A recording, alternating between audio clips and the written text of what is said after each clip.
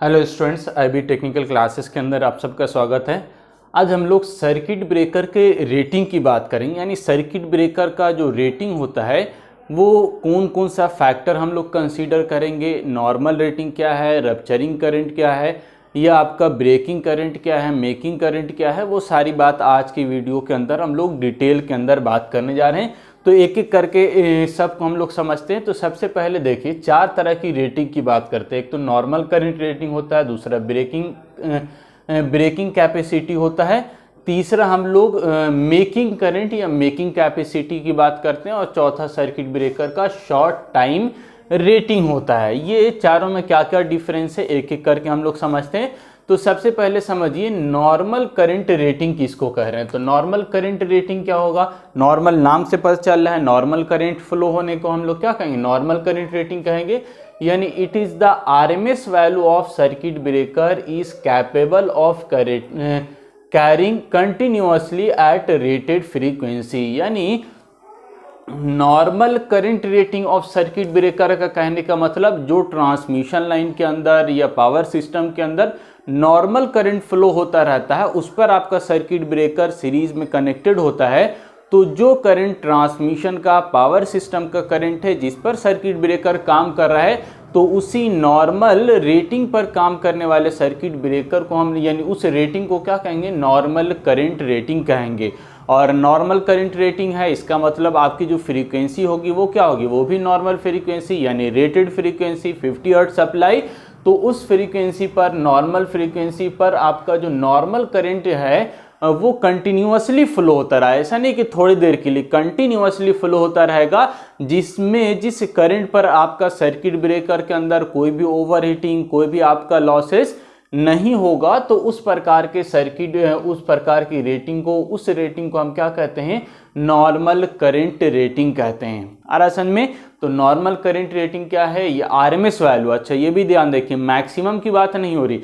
तो हम लोग जो भी सर्किट ब्रेकर या घर के अंदर बल्ब पंखा भी होता है, तो जो करंट या वोल्टेज की बात करते हैं वो कौन सा होता है, आरएमएस वैल्यू होता है। 230 वोल्ट्स मिल रहा है, करंट की वैल्यू कुछ मिल रही, तो आरएमएस होता है। और सर्किट ब्रेकर के अंदर भी ट्रांसमिशन हो, चाहे पावर सिस्टम यानी ओवरऑल पावर सिस्टम की बात करें, तो वहां पर जो करंट फ्लो हो रहा है वो कौन से करंट की बात कर रहे हैं, तो आरएमएस करंट की बात कर रहे हैं। और ऐसा करंट जो ट्रांसमिशन लाइन का करंट है, रेटेड करंट है, और वो कंटिन्यूअसली सर्किट ब्रेकर से होकर पास हो रहा है रेटेड फ्रीक्वेंसी पर, तो ऐसा करंट की रेटिंग ही क्या कहलाती है, normal current rating of circuit breaker कहलाती है। ये पहला चीज हो गया, ये तो नॉर्मल आपको इजीली समझ में आ गया होगा।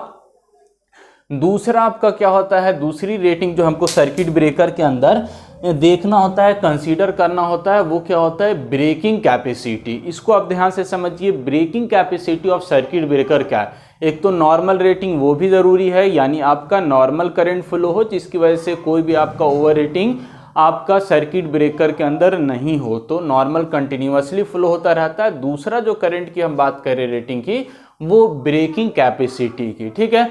तो अब देखिए ब्रेकिंग कैपेसिटी क्या है, तो आरएमएस वैल्यू, ठीक है, यहां भी आरएमएस की बात कर रहे हैं, RMS value of fault current at instant of opening of circuit breaker contact. RSN में यानी आरएमएस करंट का RMS value, root mean square value of current. लेकिन कौन सा करंट की बात हो रही है, तो आपका करंट की बात हो रही है जब आपका क्या हो रहा है, eight the instant of opening of circuit breaker. तो सर्किट ब्रेकर ओपन कब होता है, नॉर्मल स्थिति में होता है नहीं, कब होता है, शॉर्ट सर्किट केस के अंदर, यानी फॉल्ट होने की स्थिति में आपका क्या होता है, कॉन्टैक्ट आपका सेपरेट होता है। तो जब आपका फॉल्ट हो गया और फॉल्ट होने की स्थिति में आपका करंट की जो वैल्यू होगी, जिस करंट पर क्या होगा, आपका सर्किट ब्रेकर का कॉन्टैक्ट ओपन होगा, तो उस करंट की आरएमएस वैल्यू को, फॉल्ट की स्थिति में जो करंट है उस करंट की वैल्यू को हम लोग क्या कहेंगे, ब्रेकिंग करंट कहेंगे। आगे देखिए, the RMS value of fault current, साफ साफ लिखा गया है, RMS value of fault current at the instant of opening of circuit breaker contact is called breaking current. आरासन में तो आपका फॉल्ट होने की स्थिति में जो करंट की वैल्यू सडनली हाई हो जाती है, उस करंट पर जो सर्किट ब्रेकर की रेटिंग यानी वो जो करंट होगा सर्किट ब्रेकर के क्रॉस जिस करंट पर आपका कॉन्टैक्ट ओपन हो जाता है, उस करंट को ही हम क्या कहेंगे, आपका ब्रेकिंग करंट कहेंगे। Contact is called breaking current. And corresponding MVA यानी जिस करंट की बात करें तो उस करंट पर जो पावर की वैल्यू होगी, यानी फॉल्ट की स्थिति में जो पावर की वैल्यू होगी, उस पावर को हम क्या कहेंगे, मेकिंग कैपेसिटी कहेंगे, सॉरी ब्रेकिंग कैपेसिटी कहेंगे। The called breaking current and corresponding MVA is called breaking capacity. आ रहा समझ में? तो आपका मेकिंग करंट और मेकिंग कैपेसिटी थोड़ा सा अंतर है, लेकिन दोनों कहां पर बात कर रहे हैं हम लोग, फॉल्ट की स्थिति में बात कर रहे हैं। नॉर्मल ये क्लोज था, नॉर्मल स्थिति में आपका करंट फ्लो हो रहा था, तो उस करंट को हम क्या कह रहे थे, आपका normal current rating of circuit breaker कह रहे थे। लेकिन सडनली क्या हो गया, करंट की वैल्यू हाई होगी, शॉर्ट सर्किट हो गया पावर सिस्टम के अंदर, तो सर्किट ब्रेकर के क्रॉस जो शॉर्ट सर्किट हुआ है, जिस फॉल्ट करंट पर सर्किट ब्रेकर अब ओपन हो रहा है, तो ये जो फॉल्ट करंट है, इसी फॉल्ट करंट को हम लोग क्या कहते हैं, ब्रेकिंग करंट कहते हैं। और फॉल्ट की स्थिति में जो पावर की वैल्यू होगी, उसी पावर को हम क्या कहेंगे, ब्रेकिंग कैपेसिटी कहेंगे। आ रहा समझ में? लेकिन ये किसकी बात हो रही है, आरएमएस वैल्यू की बात हो रही है, रूट मीन स्क्वायर वैल्यू की बात हो रही है, आपका मैक्सिमम की वैल्यू की बात नहीं हो रही है। वहां पर आरएमएस जो वैल्यू होगा, ग्राफ आपको याद होगा, नहीं याद होगा तो हम आपको याद दिला देते हैं। तो हम लोग ग्राफ के अंदर क्या देखा था, शॉर्ट सर्किट करंट के अंदर देखा था कि सडनली आपका क्या होता था, इस तरह का ग्राफ हमने बनाया था, जहां पर देखा है तो नॉर्मल ये करंट फ्लो हो रहा है, लेकिन शॉर्ट सर्किट होता है तो इस तरह का आपको पीरियड मिलता है, और बाद में फिर आपको इस तरह का ट्रांजिएंट पीरियड मिलने के बाद एक तरह का स्टेडी स्टेट पीरियड मिल जाता है। ठीक है, तो हम लोग इसका ग्राफ भी देखा था, जहां पर हम लोग बोल रहे थे कि शॉर्ट सर्किट हुआ तो सडनली आपका क्या हो जाता है, करंट की वैल्यू सडनली हाई हो जाती है, जिसको हम क्या कह रहे थे, फर्स्ट पीक करंट कह रहे थे। ये वाला जो आपका करंट होता है, जहां पर करंट की वैल्यू यानी फर्स्ट साइकिल के अंदर जो करंट की वैल्यू होती है वो सबसे ज्यादा मैक्सिमम होती है, फर्स्ट पीक करंट होता है ये। इसके बाद आपका पीरियड जो होता है, ये पहला जो थोड़ी देर का पीरियड होगा, इसको हम क्या कहते थे, ट्रांजिएंट पीरियड कहते थे, फिर सब ट्रांजिएंट पीरियड, और फिर आपका स्टेडी स्टेट पीरियड हमको मिलता था। तो शॉर्ट सर्किट के अंदर ये पूरा जो करंट है, इसकी सब की वैल्यू निकालेंगे हम लोग, तो उसको क्या कहेंगे, आरएमएस वैल्यू हम लोग कहेंगे।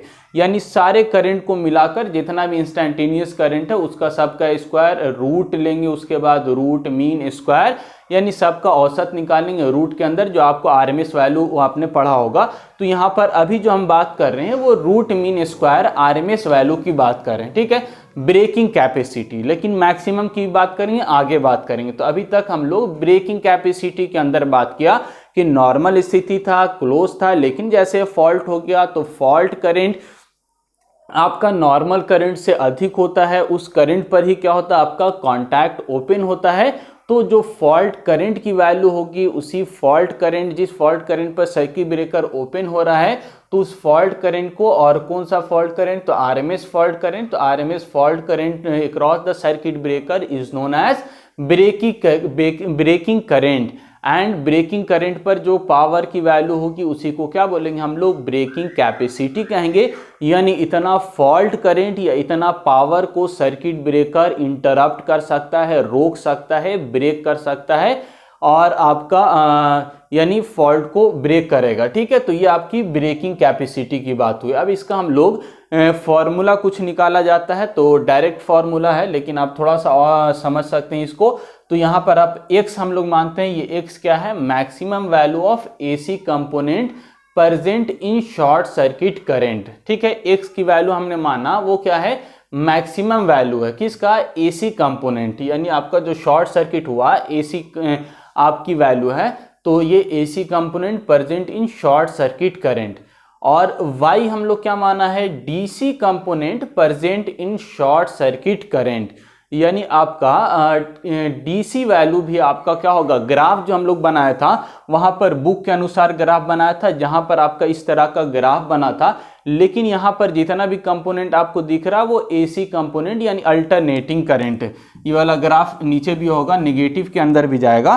तो यहां पर आपको क्या मिला था, इस तरह का हमको वैल्यू मिला था, यानी एसी कंपोनेंट, एसी मतलब अल्टरनेटिंग, आपको पॉजिटिव साइकिल भी नेगेटिव साइकिल भी मिलता है। लेकिन आपका इसी ग्राफ के अंदर किसी बुक में दूसरी जगह पर आपका ग्राफ दिया हुआ है जहां पर इस तरह का आपको दिखाया गया है। तो ये वाला जो कंपोनेंट है जो केवल पॉजिटिव के अंदर चल रहा है, तो ये ग्राफ क्या दिखाता है, डीसी कंपोनेंट को दिखाता है। यानी आपका एसी सिस्टम के अंदर यदि शॉर्ट सर्किट होता है तो एसी कंपोनेंट तो मिलेगा ही, आप साथ में आपको डीसी कंपोनेंट भी मिलता है, यानी आपका एक तरह का करंट मिलेगा एक प्रकार का, जहां पर कुछ निगेटिव वैल्यू नहीं होगी, सारा आपका पॉजिटिव के अंदर होगा। तो इस कंपोनेंट को हम लोग क्या बोलते हैं, DC component of short circuit कहेंगे। ठीक है, बाकी जो आपका नॉर्मल आपका शॉर्ट सर्किट वाला केस, तो वो वाला आपका एसी कंपोनेंट कहलाता है। तो यदि हम लोग ओवरऑल शॉर्ट सर्किट की बात करते हैं तो आपका एसी कंपोनेंट भी मिलता है, डीसी कंपोनेंट भी मिलता है।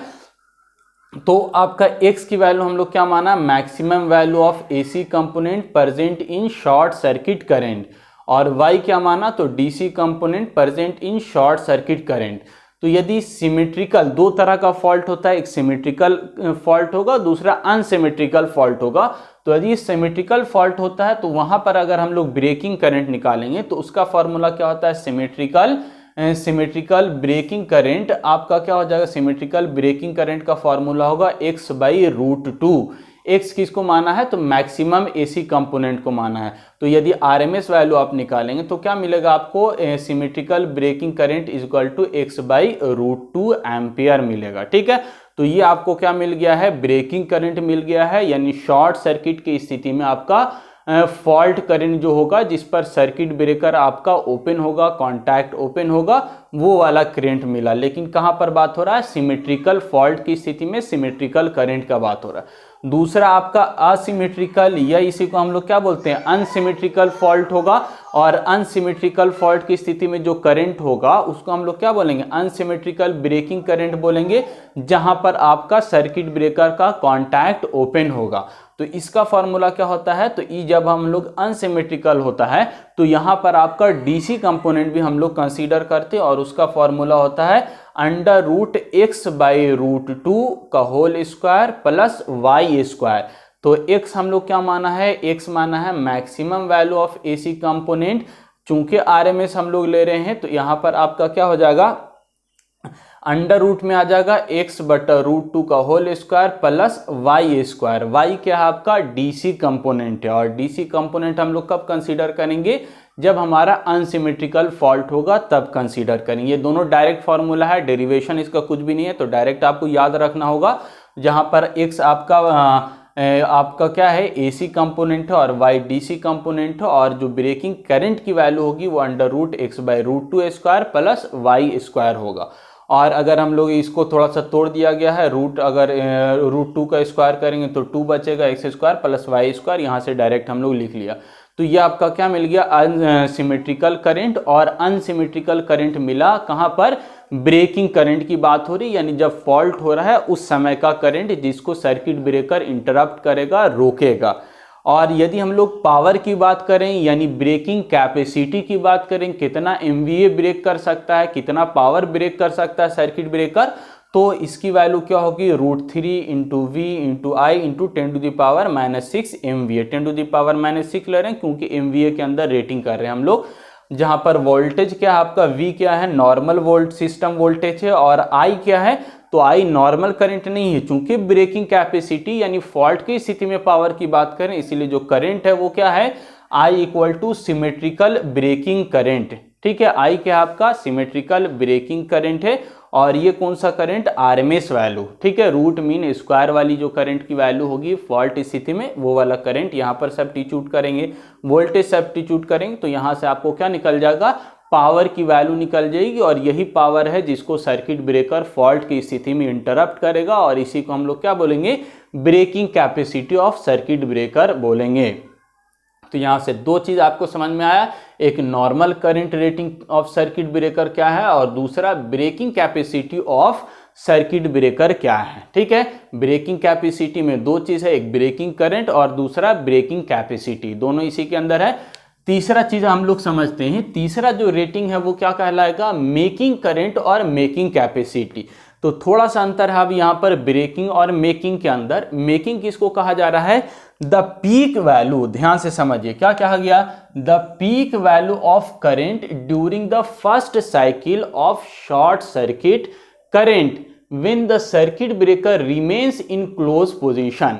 यानी आपका फॉल्ट हुआ है और फॉल्ट होने की स्थिति में अभी फॉल्ट शॉर्ट सर्किट हुआ, अभी आपका कॉन्टैक्ट ओपन नहीं हुआ। कॉन्टैक्ट को ओपन होने में कुछ टाइम लगता है, कुछ सेकंड लगता है। क्यों? क्योंकि आपका करंट ट्रांसफार्मर लगा हुआ है, करंट ट्रांसफार्मर के हिसाब से रेशियो वहाँ पर करंट की वैल्यू चेंज होगा, फिर रिले कॉइल के पास जाएगा, रिले वहाँ पर सेंस करेगा, तो वहाँ पर कुछ ना कुछ क्या लगता है, टाइम लगेगा, और उसके बाद आपका सर्किट ब्रेकर का कॉन्टैक्ट ओपन होगा। तो जब तक तो करंट सर्किट ब्रेकर से फ्लो हो रहा है तो फॉल्ट करंट कुछ सेकंड के लिए या कुछ आपका मिली सेकंड के लिए फ्लो होगा, और वो जो करंट होगा, और कौन सा करंट की बात हो रही है, तो पीक करंट की बात हो रही है, आरएमएस करंट की बात नहीं हो रही। ड्यूरिंग द फर्स्ट पीक या peak value of current during the first cycle of short circuit, यानी शॉर्ट सर्किट हुआ है, कंप्लीट शॉर्ट सर्किट, यानी आरएमएस वैल्यू टोटल को कंसीडर नहीं कर रहे हैं, हम फर्स्ट पीक को कंसीडर कर रहे हैं, और फर्स्ट साइकिल के अंदर जो पीक वैल्यू होगी, मैक्सिमम वैल्यू होगी, जहां पर अभी सर्किट ब्रेकर का कॉन्टैक्ट क्लोज है, ओपन नहीं हुआ है, उस करंट की हम बात कर रहे हैं। The peak value of current during the first cycle of short circuit current when the circuit breaker remains close position and corresponding MVA is called आपका मेकिंग कैपेसिटी। और ये जो करंट होगा इसको आप क्या बोलेंगे, मेकिंग करंट बोलेंगे, ठीक है। यानी मेकिंग करंट का मतलब आपका maximum current, peak current during the short circuit when the contact is remains close. अभी कॉन्टैक्ट ओपन नहीं हुआ है, फॉल्ट हो चुका है, शॉर्ट सर्किट हो चुका है, करंट की वैल्यू हमको मिल ली है, लेकिन पूरा करंट कंसीडर नहीं करके, आरएमएस कंसीडर नहीं करके, हम सिर्फ फर्स्ट पीक कंसीडर कर रहे हैं, मैक्सिमम कंसीडर कर रहे हैं, तो वहां पर जो करंट की वैल्यू होगी उसी मैक्सिमम करंट को, पीक करंट को हम क्या बोलेंगे, मेकिंग करंट बोलेंगे। दूसरा, अगर इसके क्रॉस यानी मेकिंग करंट के क्रॉस जो पावर होगा उसी को क्या बोलेंगे, मेकिंग कैपेसिटी बोलेंगे, ठीक है। तो मेकिंग करंट और मेकिंग कैपेसिटी आपको समझ में आ रहा होगा, और ब्रेकिंग करंट और ब्रेकिंग कैपेसिटी समझ में आ रहा होगा। तो अब आप हमको दिमाग में सोचकर बताइए कि मेकिंग करंट की वैल्यू और ब्रेकिंग करंट की वैल्यू, इन दोनों में से किसकी वैल्यू हाई होगी, किसका वैल्यू सर्किट ब्रेकर के अंदर हाई होगा, कौन सी वैल्यू हमको ज्यादा मिलेगी, ब्रेकिंग वाली वैल्यू ज्यादा मिलेगी कि मेकिंग वाली वैल्यू ज्यादा मिलेगी? आ रहा समझ में? तो इसका मतलब आपके दिमाग में अगर आंसर आ रहा है कि आपका मेकिंग करंट की वैल्यू अधिक होगी, तो आपका आंसर सही है, क्योंकि ब्रेकिंग करंट के अंदर हम लोग क्या बात कर रहे थे, आरएमएस वैल्यू कंसीडर कर रहे थे। तो ऑब्वियस है कि आरएमएस वैल्यू छोटा होगा और मैक्सिमम पीक वैल्यू क्या होगा, अधिक होगा, ज्यादा होगा। तो इसका मतलब आपका मेकिंग करंट जो सर्किट ब्रेकर का होता है वो अधिक होता है ब्रेकिंग करंट की तुलना में, यानी इसकी रेटिंग, आपका रेटिंग की जो वैल्यू होगी सर्किट ब्रेकर में वो अधिक होगी, क्योंकि यहां पर हम क्या कंसीडर कर रहे हैं, पीक वैल्यू कंसीडर कर रहे हैं, ठीक है। तब इसका फॉर्मूला क्या निकल जाएगा, मेकिंग करंट अगर बात करें तो 1.8 होता है, 1.8 into maximum value of symmetrical breaking current, यानी सिमेट्रिकल ब्रेकिंग करंट इंटू 1.2 कीजिएगा तो आपको क्या मिलेगा, मेकिंग करंट मिलेगा। क्योंकि मेकिंग करंट हम क्या कर रहे हैं, फर्स्ट साइकिल के अंदर जो पीक वैल्यू है वो वाला वैल्यू हम लोग मेकिंग करंट मान रहे हैं, ठीक है। तो अब मेकिंग करंट की वैल्यू क्या हो जाएगी, 1.8 इंटू रूट टू क्यों कर दे रहे, तो यहाँ पर मैक्सिमम है, अब यहाँ पर आरएमएस के अंदर हम लिख रहे हैं करंट की वैल्यू को। यदि सिमेट्रिकल करंट को आरएमएस के अंदर लिखेंगे तो हमको क्या करना होगा, √2 से मल्टीप्लाई करना होगा। तो √2 into rated symmetrical breaking current, यानी पहले वाला जो करंट था उस करंट को यहाँ पर सब्स्टिट्यूट किया, बाकी आपका √2 से मल्टीप्लाई कर दिया, तो मैक्सिमम करंट का फॉर्मूला आपका यहाँ से मैक्सिमम की जगह पर हम √2 into rated symmetrical breaking current लिख सकते हैं। तो अब आपका फॉर्मूला क्या बन गया, मेकिंग करंट 1.8 इंटू √2 कीजिएगा तो 2.55 इंटू सिमेट्रिकल ब्रेकिंग करंट, और ये सिमेट्रिकल ब्रेकिंग करंट क्या है, आरएमएस वैल्यू है, ठीक है।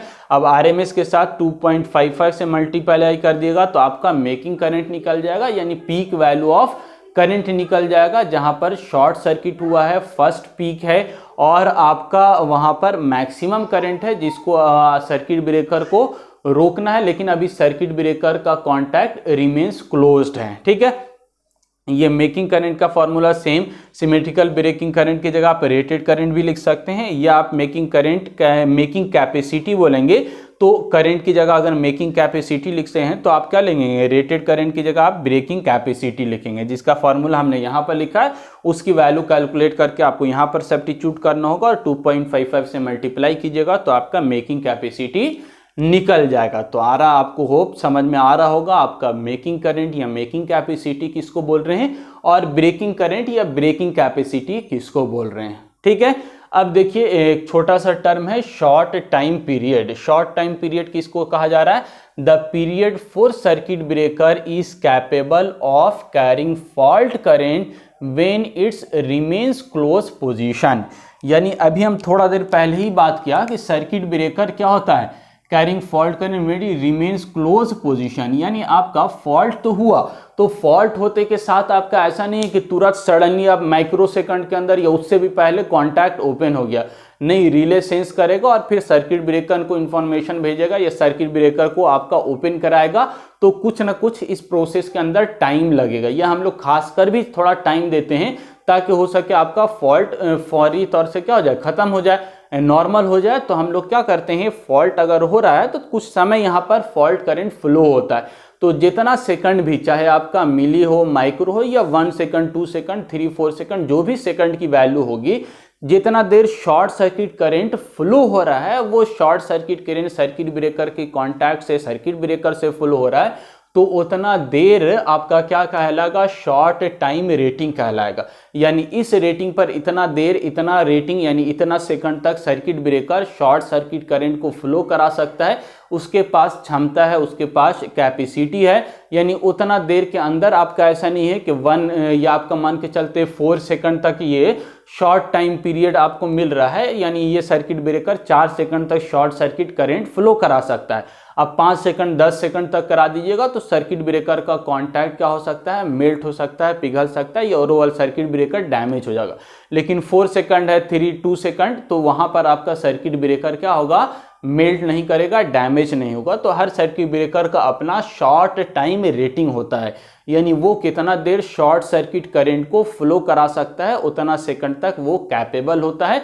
उसके बाद तक अगर फ्लो कराइएगा, कॉन्टैक्ट को ओपन नहीं कराइएगा, आर्क नहीं बुझाइएगा, तो क्या होगा, आपका कॉन्टैक्ट मेल्ट होगा या आपका ओवरऑल सर्किट ब्रेकर डैमेज होगा।